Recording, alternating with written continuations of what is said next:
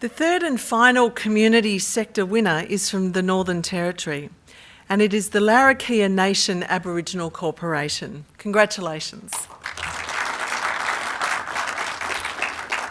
This program began in 2005 and is funded by the Northern Territory Department of Justice, the Northern Territory Department of Health, and the Northern Territory Department of Children and Families.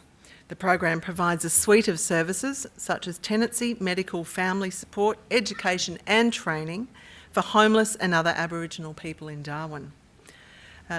Larrakia Nation Aboriginal Corporation reduces the number of people stranded in Darwin and living in a dangerous, destructive and often criminal life on the streets.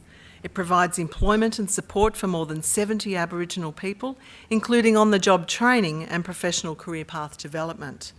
The Healthy Engagement and Assistance in the Long Grass, or HEAL program, in particular assists 100 homeless persons living in the long grass who are trying to address multiple issues such as a mental disorder, alcoholism and marginalisation. Through the Larrakia Corporation's Ranger program, around 20, mainly late teen Aboriginals who are ex-street gang members, have been assisted in re-entering the workforce through conservation and cultural programs.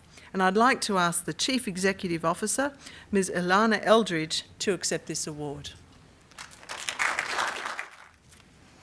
Thank you, everyone, and my acknowledgements, of course, to the Ngunnawal people on whose land we stand. The success of the programs of the Larrakia Nation can mostly be attributed by the fact that they are devised by Aboriginal people and for Aboriginal people and delivered by our amazing staff at the Larrakia Nation. There are so many things that underpin crime and violence in the Northern Territory, apart from people who are suffering the effects of the large failed policies of the past and sometimes of the present, and poverty, the massive involvement poverty has in all aspects of everybody's life if you're Indigenous in the Northern Territory, and the general social exclusion are all key contributing factors which underpin the reasons why we do what we do. But we're starting to see and understand a new major driver of criminal and violent behaviour, and that is hearing loss and hearing impairment amongst the Aboriginal communities. I think it's widely accepted now that 60% of Aboriginal people in the urban regions suffer significant hearing impairment, but new evidence is starting to point to a much greater figure, up to 80% in the remote regions. And a recent survey done in the prisons of the Northern Territory found that 93% of Aboriginal prisoners suffered significant hearing impairment, compared to 0% amongst the non-Aboriginal prison population.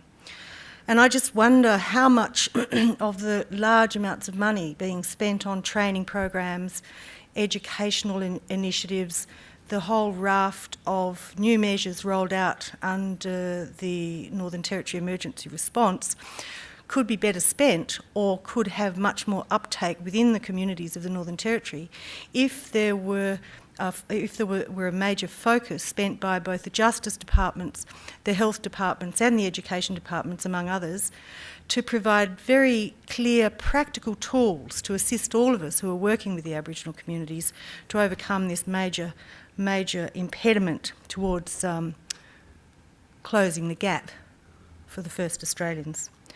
But on behalf of our fantastic staff, our fabulous board of directors and the Larrakia community, as well as the communities of the Northern Territory who are our clients and friends, it is my great honour to accept this award. Thank you very much.